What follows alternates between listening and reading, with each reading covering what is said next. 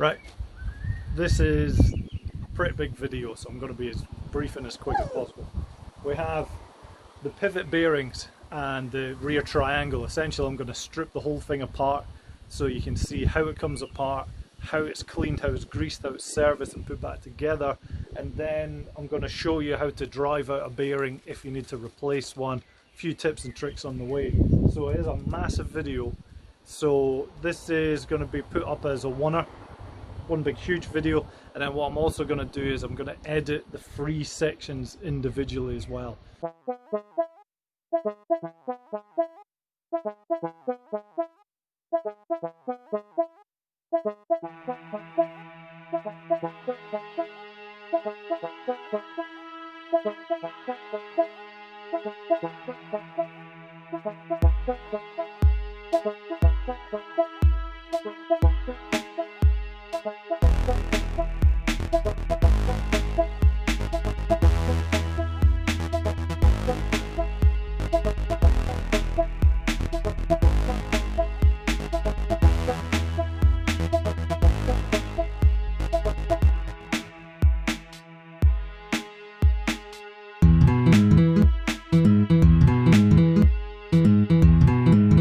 The entire assembly of the rocker is used with 5mm bits, Allen keys or hex drives, and they should all be tightened to 12 Newton meters. I'm just going to loosen these all off now. These main ones here are bolted straight into the frame, so there's a threaded section inside the frame that these connect to.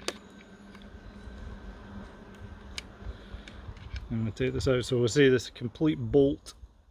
The bearing itself runs on this shaft, and then this is the cap. We're going to get this apart, cleaned and greased, so I'll put this to the side now. We're now going to get the 5mm bit onto the rear section while we're on this side. And this side is actually just a regular bolt, dome head, flat back, and there is a washer contained at the back as well. I'm going to put this in for a second because I'm going to show you something from another angle. The reason I've put the bolt back in place is we've got a similar setup if reversed. So we have, this is the main bolt that the bearing's running on, so it's essentially a pivot shaft. So if I put the bit on here and push, you can see that this comes clear. And there's the bolt and the washer from the other. And again on this side we have the shaft pivot points, regular bolt and a washer. So remember to collect all of these components. Pre-loosened this one off. Now they shouldn't be very tight. There we go.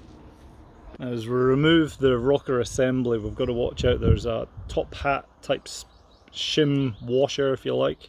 So when we're bringing it out, I tend to pivot it down so I can retrieve these first. So there's there. And there's the same on the other side.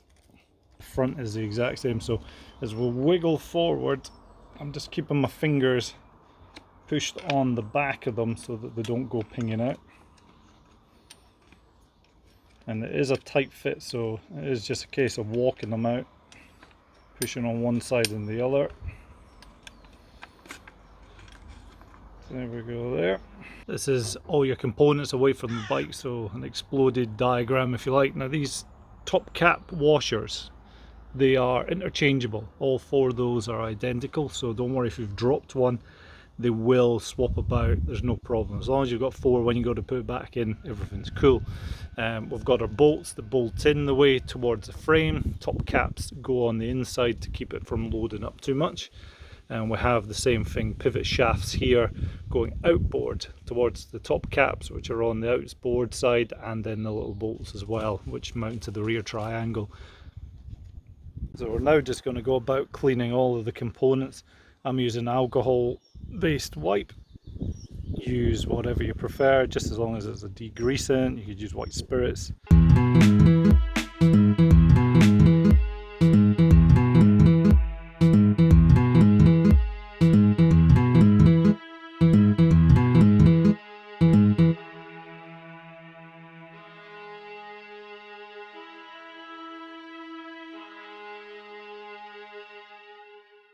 We've now got the rocker linkage here with the bearing still in place. From here we can make a little assessment to see if our bearings are okay or not. So what you can do is you can pinch with your finger the inside of the race, the silver part, and then rotate around, and you want to feel it as smooth. It shouldn't be notchy, it shouldn't be grindy, it shouldn't make any noises. So go around with every single one of them, moving slowly. There will be a little bit of resistance with the grease in there, but it shouldn't be major. You shouldn't really have to struggle to turn them. The main ones, these big ones here, these are the ones that can get notchy and need a service. What if we find that one of these bearings is actually grinding away? Now in my case, mine are fine, but say you get a hold of one of them in particular, say, and you can feel it's, you know, quite notchy, got a little bit of noise to it, maybe it's not the end of the world.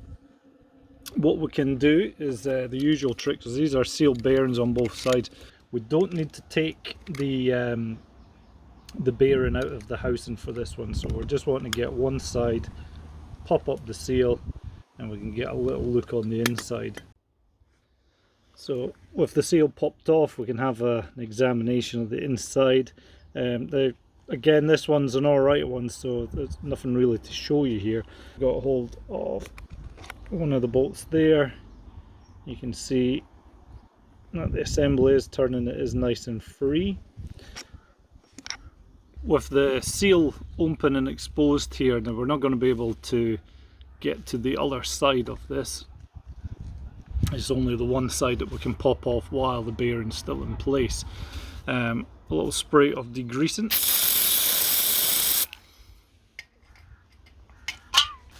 And then we can work the bearing around, allowing it a chance for that degreasing to really get soaked in.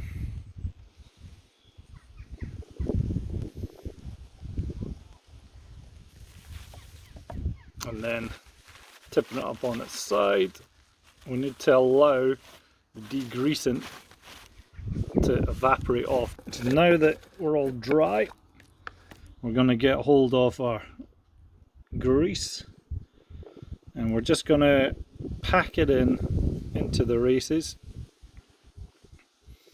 Now these are load bearings, they are not for speed, so you are perfectly fine to pack these completely.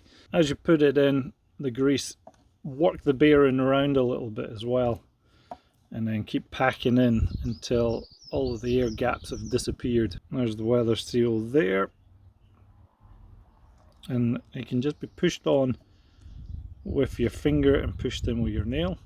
I'm now going to wipe down the excess, because we don't want any grease kicking about on the outside. So we're going to give it a good wipe down on the exterior, because once it's on the bike it's a bit more difficult to clean the grease out. What you're not to worry about, if you like, is grease on the inside of the bearing, because that's going to be greasing up the pivot points anyways. If you decide that after a quick assessment of the bearings you need to replace them, so say they're too noisy, got a wee bit of play in them, all that sort of thing. These are load bearings, so you're going to notice any creaking or grinding evidently as soon as the suspension begins to move. So what I would suggest is ordering up your bearings first. Make sure they're there before you press these old ones out. Obviously you can use the bike up until the point that you press the bearings out, but you can't push them back in. It tends to damage them and they don't work well once they've been pressed back out again. So get the new ones, check them and offer them up against the existing bearings first before you press them out, because manufacturers will make mistakes, or suppliers will make mistakes, and they'll maybe package up a bearing that looks like it's the correct one until you offer it up against your particular model. So I'm going to throw up a PDF file, if you like, of the torque diagrams, but it also gives you all the part numbers and the bearing numbers that you need. For making up a DIY press for getting the bearings into place and getting them back out again, what's the best thing to do is, if you get the new bearing and get the socket that you're wishing to push into, make sure that the bearing is going to drop in there, it's not going to catch on the sides. So for the smaller bearing this is going to work. Just for reference, this is a 19mm socket set, but you'll notice that the bigger one is going to need a bigger socket. So this would be no good for using to push the old bearing out, because it's just going to start pressing against it. whereas this one, the bearing's able to just drop in nicely. Now I'm going to show you this because I'm not going to be pushing these ones out. These ones are still good. You've got two surfaces to look at. So this is the surface that the bearing's going to be pushed up against. So it's going to get pushed up against this side. So the bearing's open on the inside, and it's got the surface that's button up to on the outside. So we need to remove this one. We need to have a bolt that's going to fit in here, and it's going to press against the inside. You don't want it pressing against the outside because you're trying to drift this bearing out of place. So we'd have our bolt go through here. On the inside you want the socket that fits nicely, and then you want a nut that's going to go on top of that as well. Sure everything's square, and then once you're ready, get yourself a big socket set on the top end and torque it through, and what that'll do is it'll pull the bolt through and it'll pull the bearing with it. So the shoulders from this bolt is going to push the bearing out, and it's going to drop into this socket set here. So as I say, for mine, my bearings are fine, so I'm not going to be doing it on this occasion, but I will show you on the lower pivot. The surfaces that we're tightening onto are devoid of grease and grit that have built up from the trail. So I'm working on this first part here, which is the main frame. This is the rear triangle as well. We're just passing through all of the shafts for the rear triangle. We're making sure that the inside here, so I'm using just an Allen key, pushing in against the surface and working around, and we end up with a nice clean contact. And again, on the inside as well, there's surfaces that need to be rubbed down. Make sure we're not introducing any grit or grime from the trail.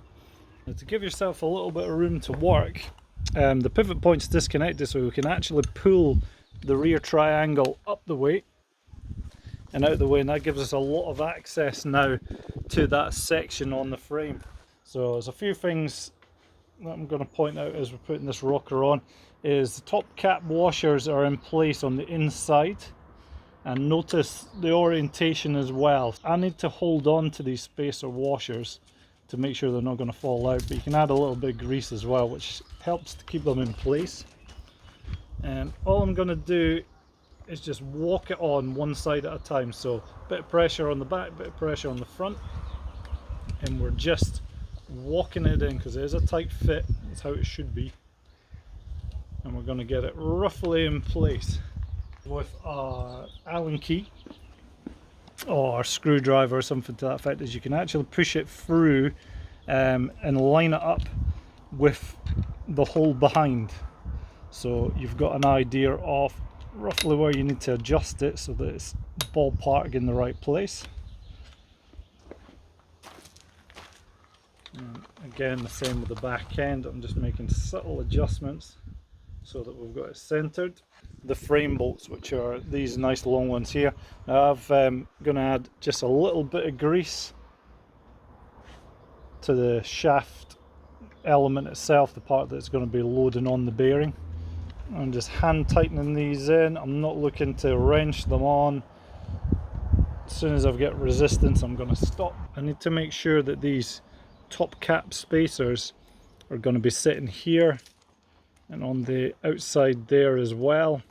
So when we bring these in, the spacers should be between the rear triangle here on the inside and between the rocker. So I've added just a little bit of grease onto there, and it's the same again. We're just looking to maneuver it up slowly but surely. That little bit of grease is going to help make the position, and we're just going to get it roughly in place. Now the top hat washers should go nowhere. With both of them fitted inboard at the moment, we can now wiggle this rear triangle as we put pressure on the bolt so that we can get our alignment. So does it need to come up? Does it need to go down?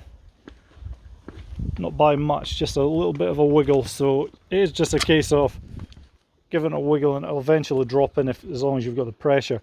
Now you will have a little bit of a gap between the top of the pivot bolt and the rocker. That's designed to be there. There is supposed to be a good mil or two there. It's to stop the larger surface binding against the rocker, so that the only surface you're binding against is on the inner race. And then the other one just in here. And again, hands are nice and greasy, but if they're all cleaned nicely, they should go in a little bit. And now we're going to get our torque wrench out and set it up properly. These bolts, these ones, and on both sides are set for 12 Newton meters. I'll put that up on the screen, but there is a diagram. And now with these ones, at the back there is two halves to them, so this one is obviously mounting into the frame, so there's nothing else that can spin. But as you tighten this bolt, you might find that with all the grease and stuff, the back end of this bolt starts to rotate, which is the actual bearing side, the shaft side. So what you want to do is maybe put your finger on the back and you can feel if it is moving as you're tightening. I always torque wrench from the bolt side into the shaft rather than the other way around.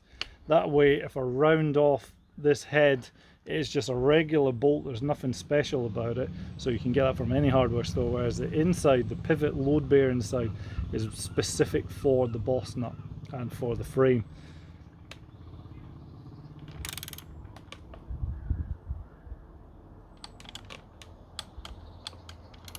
This section here doesn't have a bearing inside. It's nylon or plastic sleeve, if you like, that it pivots on, so this does need greased every now and again. Now it doesn't get too badly treated at the back, so even though it's at the back, it's right where the hub is, it doesn't really get splashed up with mud, stuff like that, so it's not too bad. But while you're doing the main pivots, you may as well be dealing with this as well. So a few things to bear in mind. It's a 4mm bit for the rear. And if you have a look on the other side of the frame, this is the inside, the shaft pivot side of it, if you like, and it's a 6mm hex that goes onto this one. What you're going to do, get our Allen key, slot in the back there, and then we're just going to loosen this off. Make sure you're counting any washers that come out. In this case, there's no washer on the inside for me. Rotate that shaft out, and there we go there, all ready to go. So with the bolts out the way, we can now move the upper arms out the way. Now this is best done when the rocker assembly has been taken out. Move this up, forward and away, and this now gives us access to the rear end. The bushings at the back, as long as you keep on top of them, shouldn't wear out for the life of the bike. So here's a close-up of the two halves being separated. So this half here that we're looking at, that's the nylon insert, the bushing. So all we really need to do for the rear end of this is just clean and re-grease. And the same applies for this fork section as well. We just need to make sure that every surface that these bolts and the nylon shaft attached to are clean. The usual tricks, so with me I'm using the cleaning cloths, which are handy for this sort of stuff. So with an Allen key, just shoving it through, and that cleans the interior. And again, same works for the back end as well. So just shoving it through as far as we can. What I've done is I've taken an Allen key, wrapped the tip of it around this cloth, and just going around the edge. And by doing that, it gets all of the grime and grit out of there as well. So it's just cleanliness. We're just looking to really flush out all of the surfaces, make sure there's no dirt that can turn into a grinding paste. We need to get these arms back lined up again. So there we go there. I'm going to take a little bit of grease and just smear it to the shaft itself, and this is going to go on the inside. So again, a little bit of wiggling with the rear triangle until you get to the point that it shoves home. Again, just a little bit of a covering of grease and then shoved in there, and again a little bit of wiggling involved until you get it to drive home, which is there. At this point you want to take a wipe or old rag or something like that and take out the grease that is just smeared out on the inside, because it's very hard to get to once the wheel's on, so it's worth doing it now. So we'll get our 4mm headed bolt and we just start turning that in, and we're just going to do it by hand. Tighten it up to the right torque. In this case it's 9 Newton meters. And I've got an Allen key at the back here just as I tighten this on.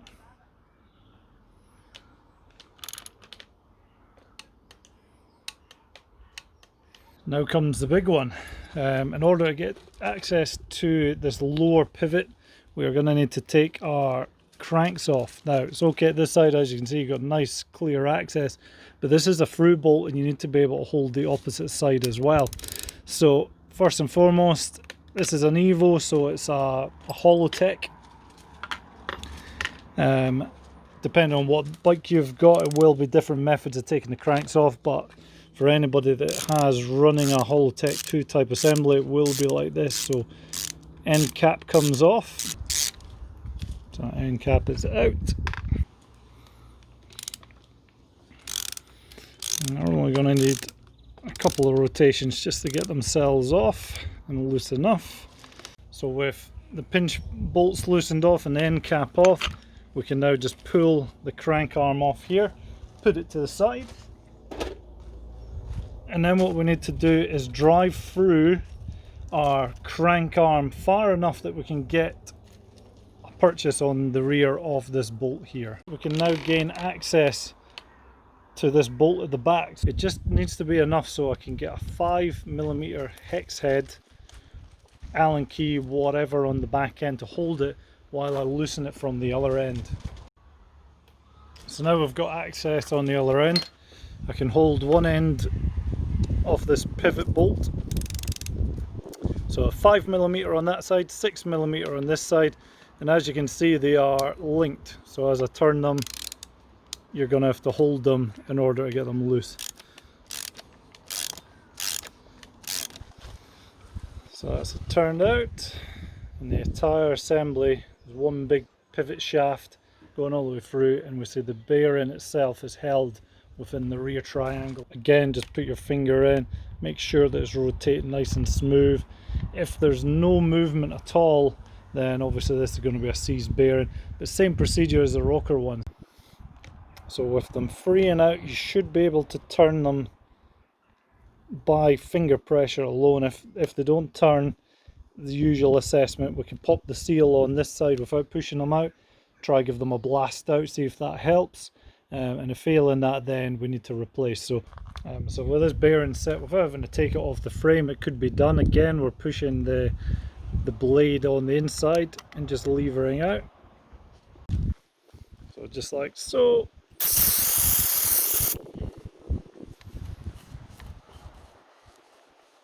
And by rotating it, it allows any trapped grit that's underneath the bearings to make its way to the outside.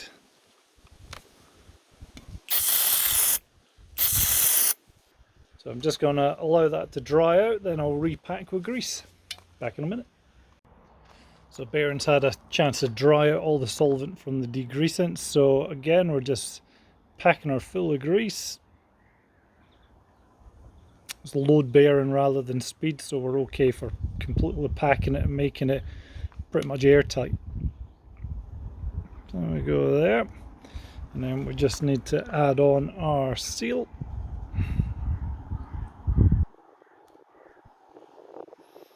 Just making sure it's pushed all the way home. So we've got ourselves to this position here. We've checked out the lower pivot bearing and we've decided that it needs to be replaced. With the rocker removed, we're going to be able to push the arm up the way. You'll notice that the back wheel is away as well, so it's not going to pull itself down. And then we have enough slack in the cables, if we pull the cables through, that we can pull the rear triangle backwards. Now as you pull it backwards, remember there's top cap spacers at the back. So we're just going to push that out to there. I'm going to retrieve these little washers. and put them away for safekeeping. And now we'll have full access to the back end. We have the shock here, we're going to push it down against the frame and we're going to lever this up so that we get nice clearance into this bearing here. Now what you can now do is attach the rear triangle to the seat. So I've just got anything will do, a bit of string, whatever. I'm using a head torch that's elasticated, so round the seat post, round the back end, and that's going to hold it in place. So we're going to add our socket that's big enough for the bearing to fit into. We're slotting this bolt all the way through, and then on the other side you need something to tighten onto, so I've got this nut that fits perfectly in the hole. So put this in place, tighten up the slack, and there it's there, just button up against the back of the bearing. We'll get our ratchet and we just start twisting and pulling through the bearing. Now it will take a wee bit of force to get it going, but you can see this big washer here is getting pulled in tighter and tighter into the frame. And once I get to there, that's as far as I can go, and we should see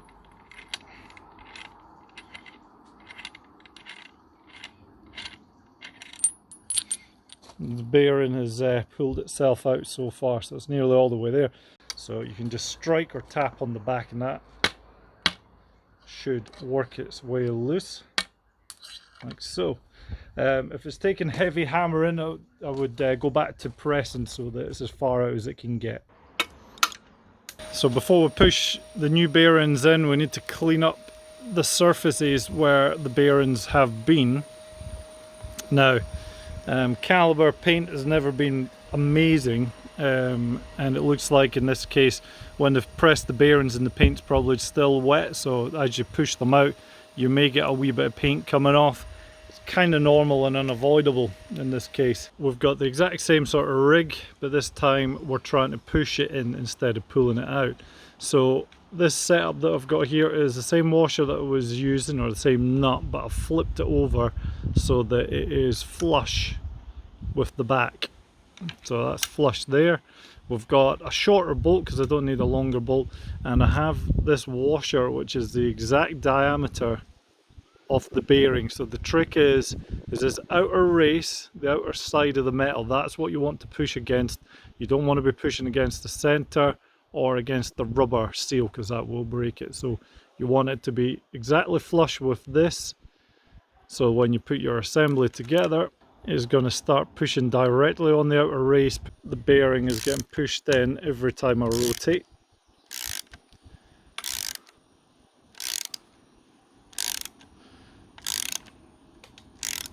And we'll keep going until we know that it's driven home, and you'll feel a lot more pressure once you've got it flattened out, which is there. And once we're there, we just back out.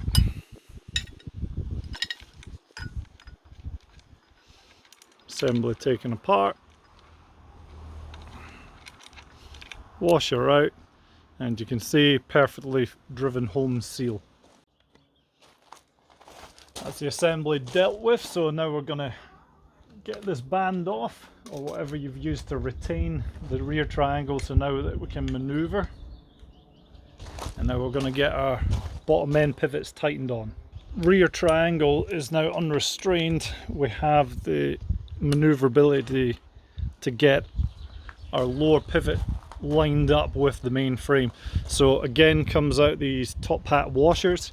Now these go on the inside here, and then another one here, and then we need to maneuver it down. Now again, this is easier with the rear rocker linkage disassembled and taken out, and also the rear wheel off, so there's no weight, there's nothing you're fighting against really.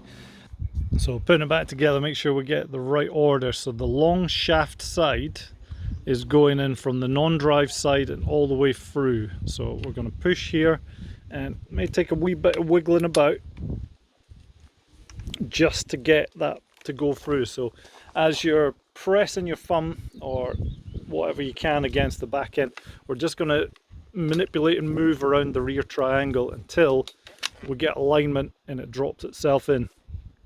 So that's it in all the way through. We'll move ourselves onto the other side. We have the other end of the pivot shaft, which is a specially made bolt with flange designed to fit perfectly, obviously this side, to try and keep the gunk of the trail out. So I'm just tightening this on by hand. So I've got our torque wrench set to 12 Newton meters here. We are just tightening on until we get there. Now I've got my finger on the back and feeling if the other half of the pivot bolt is rotating, which it's not. If it does, just get an Allen key or another bit if you like to put on the back, and that'll hold it in place while we're torquing up.